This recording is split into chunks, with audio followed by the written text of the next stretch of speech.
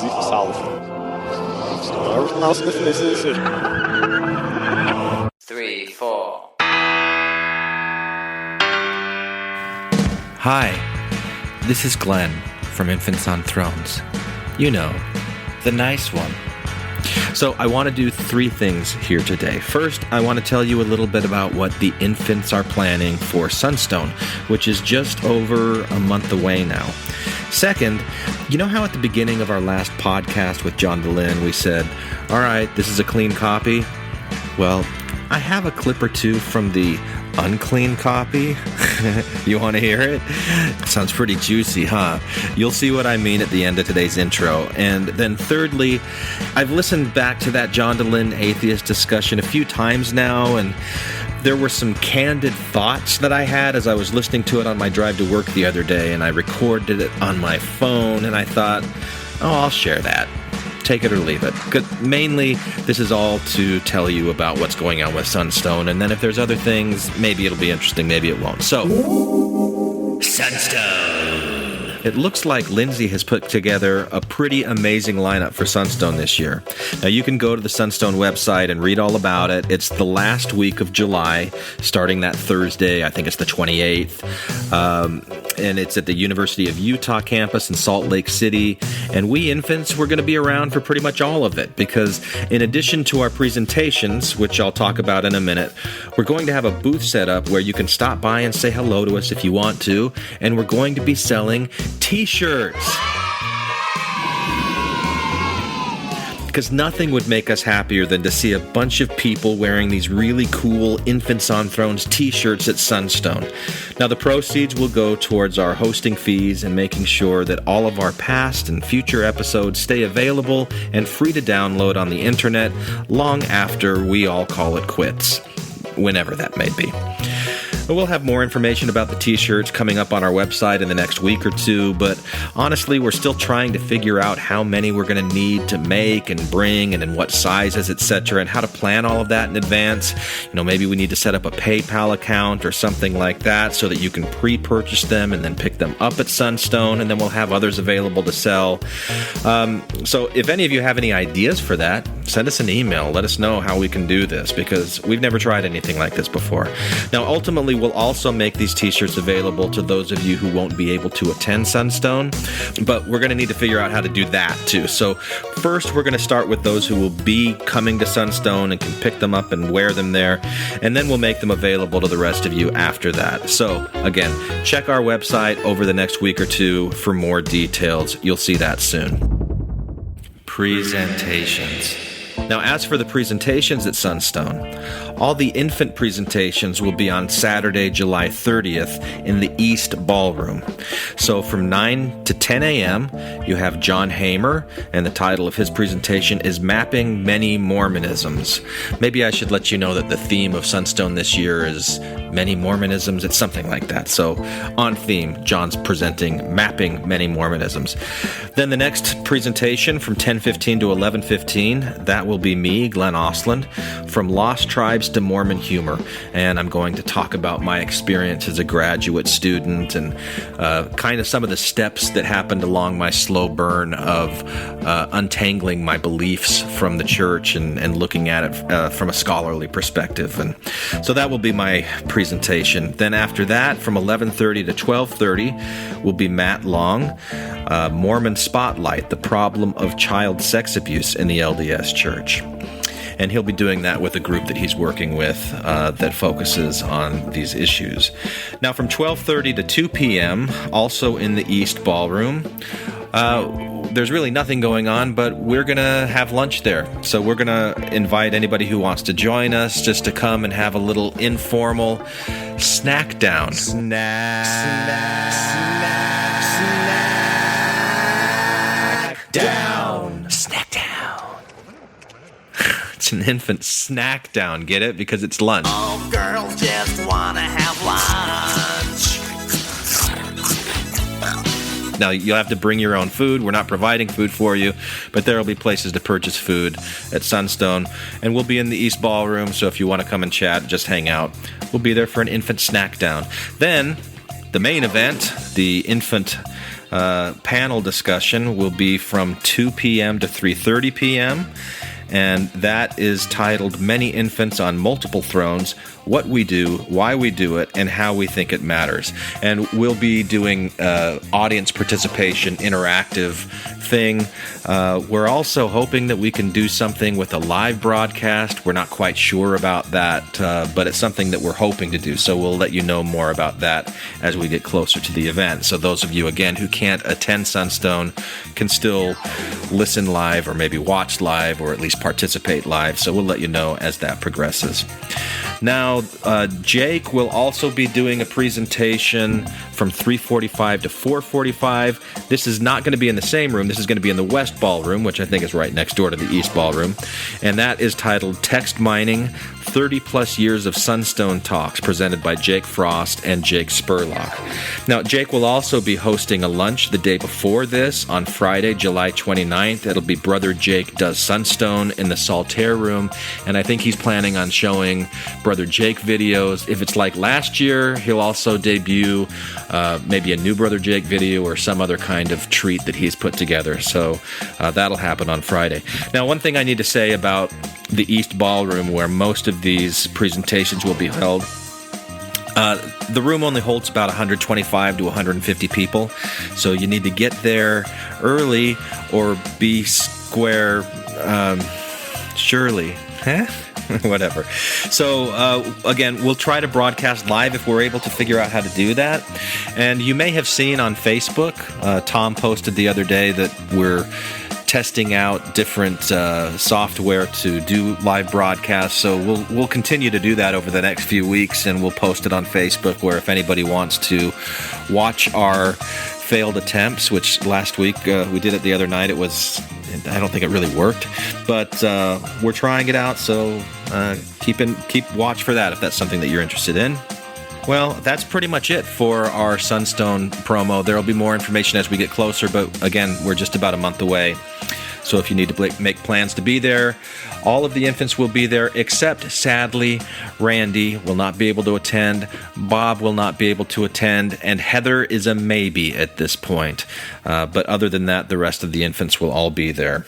So we hope to see you too. And now, for those other clips that I promised you, if anyone is still awake.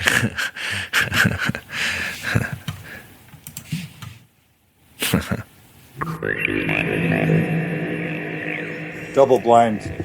No, see, I thought that's why women are lesbians. Isn't that the Yeah, they're done with men. They hate men. man hater? You're right. Isn't that right, Heather? Is that why I'm a lesbian? Yeah. Is that what you're asking? What are you asking? Because she's a woman and she knows all things about women.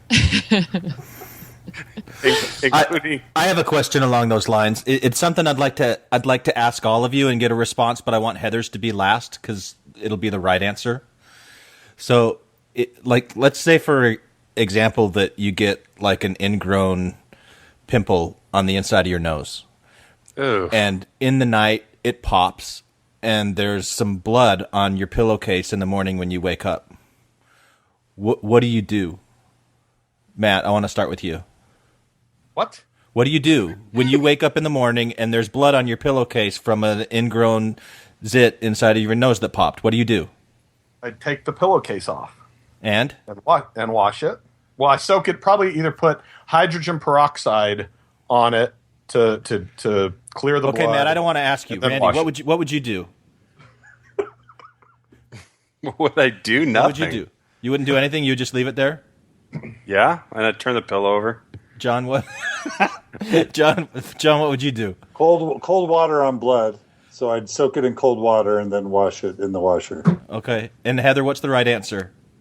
I don't know. What? OxyClean? OxyClean. See, I should not have started with Matt because I think Matt's was the right answer. I was really proud of myself because this morning when I woke up and there was blood on my pillowcase, I took the pillowcase off and I put it in the dirty laundry basket. Uh-huh. That wasn't good enough. Yeah, Krista explained what you're supposed that's not to what do. I said. Yeah, I know. John was good. I think I'm one step up from Randy, who just flips the pillow over. Blood stains if you don't get it out. With same with grape juice. blood and grape juice you got to deal with especially. I don't give two shits about a stain on my pillowcase. Right. I know, but like for me, it's the like. No, I'm not. I don't get my advanced feminist degree. You know, it's like I put it in the dirty laundry for Krista to clean up. It's like, no, Matt's got the right idea. John's got the right idea. You take it. You clean it. I've still got some learning to do. That's all. That's the point I wanted to make. I would recommend the hydrogen peroxide with blood. It works really, really well. Yeah. Yeah, that sounds. I'll do that as soon as we're done tonight. Yeah. Well, I'm just happy that your ingrown zit and your nose popped. Oh my gosh, they're the worst. That's disgusting. They are the worst. Oh. They really are the worst. So now you see why John insisted on having a clean recording, because he didn't want any of that nose zit popping stuff to, sully his good name on a podcast with Infants on Thrones. It's risky enough for him coming on as it is. But so I just wanted to let you know it didn't really have anything to do with Kate Kelly. And now for a recording that I did all by myself, kind of like what I'm doing right now, except I was in the car driving and I was thinking about things that I would want to say and making a minisode. But you see what I'm saying when I'm kind of getting burned out on this stuff? Like, I'm not going through all of the steps that it would take to make it a really polished minisode like I was thinking. I'm like, I've got this raw material. I'll just use it. I'll just throw it out there, whatever it is. So, you got to take it or leave it, whatever it is. So these were things that I was thinking as I was listening to the discussion about atheism, and especially I think it was when John talked about his daughter that had decided that it was better to believe in God than be miserable and suicidal. That's just him. But so these were some of my thoughts in response to that and some of the other things from that discussion. If you haven't heard it, I don't know. I thought it was a really good discussion. So go back and listen to it. John Dehlin, the Reluctant Atheist. And I've just got to say, for people who can be critical of the tangents that we go on when we're talking and there's 4 or 5 or 6 of us, it's a little creepy listening back to myself, talking to myself as I'm driving to work, all the tangents that I go on and, bringing up arguments and counter positions and think about it from this way. I don't know. I it's kind of hard to hear. It's not the best audio quality. The train of thought might be interesting to follow. It might be something that you just say, I'm not going to do this. But I don't know. I kind of find it interesting listening to this raw thing, not as any kind of a regular thing that I would do. But I don't know. I kind of like it. So here you go. Here are my ramblings. All right. So I want to respond a little bit as to first what I mean when I say that I don't want my kids or that I want my dad to not be in the church. I don't want to take away anything that's special to them. John was talking about the child that would rather believe in God than commit suicide. Well, yeah. But so if we draw an analogy here, and you think about your kids that go to school, and they're in a classroom with other kids, and a lot of times the kids come home with a cold or the flu, some kind of sickness that they caught at school, right? If you know that this school or this particular classroom or whatever it is has a high probability to get them sick, you're going to take precautions to make sure that they don't get sick. And if there are other alternatives to, places to go to school that are less likely to get sick, or with different diseases, you put them there, right? So I just feel with Mormonism that I've come to this point. Oh, and the other thing on that John analogy is the responsibility. The reason that the child is believing in God in the first place and feeling the comfort that comes from belief in God is because as a parent, that's what you've taught them. That's what they've been exposed to as a child. That's how you've taught them to find comfort. And so I think as a parent, you've got to take some responsibility for that. And once you recognize that there's actually some harm in what you've done, you need to take an active position to reverse that. Now, you got to be smart about it. You can't just, flip a switch and boom, it's over. I think what I hear from John is concern that you can't push people because then they resist it. So you got to be careful with it. But he also mentioned that his daughter now is in a different place than she was when she was feeling that she's, suicidal. So if another analogy you could draw is heroin. If you've got somebody who's been using opiates their whole life, or they're taking heroin, whatever it is, and I'd rather have the heroin, or I'd rather commit suicide than not have the heroin.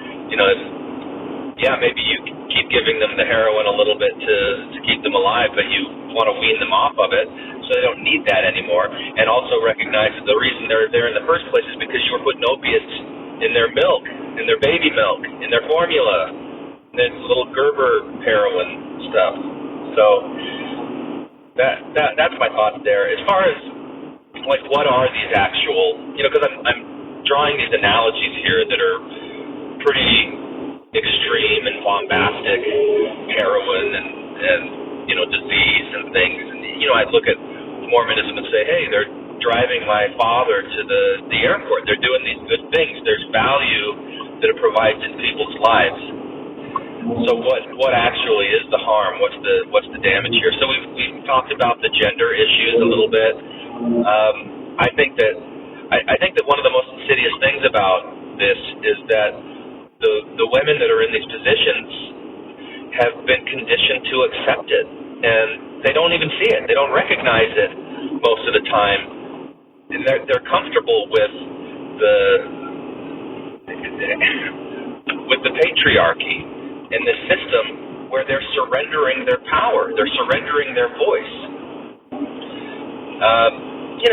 Which I've had another separate thought recently about what is love, how do you define love, and for me, one aspect of love is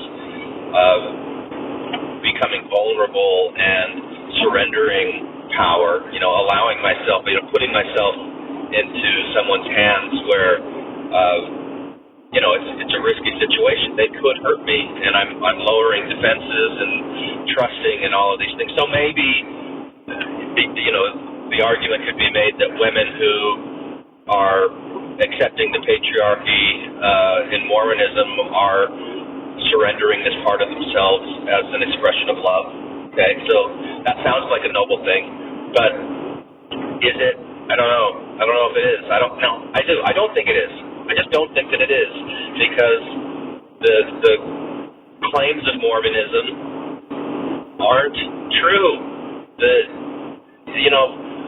What happened? What is the biggest claim in Mormonism? The biggest benefit is that you will have not only salvation but exaltation. That's it. And you have a priesthood that performs these ordinances that are necessary for salvation, so that in the next life you will pass through the judgment bar and you will get to go to the celestial kingdom. You'll be with your family forever.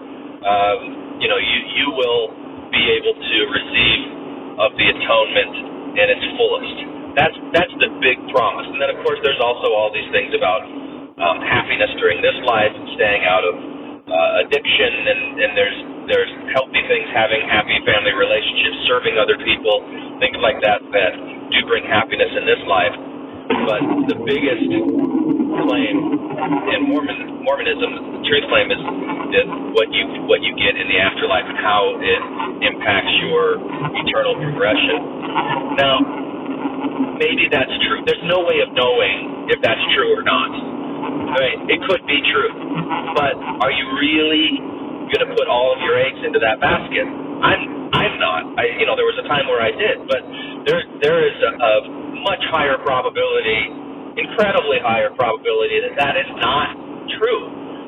And when you look at how this story, how this narrative was created, and you say this is God's gospel, it comes from God. No, you can see the fingerprints of humanity all along the creation of this doctrine, and that's why when people say, "Oh, I've left the church because of historical issues," that it can be always dismissive. Well, that was then. That doesn't have any relevance on now. Well, no, it actually does, because you can see how things evolved and created, and you can see that it's man-made. And maybe you would have the argument that, well, God was leading people line by line, precept by precept, and fine, you can accept that if that's what you want to do. But I'm telling you, for me, at least, now I sound like John. It's just not a strong argument, and so what do you have to do in order to be eligible for this blessing? If this blessing is real, what do you have to do? Well, you've got to give 10% of your income for your entire life.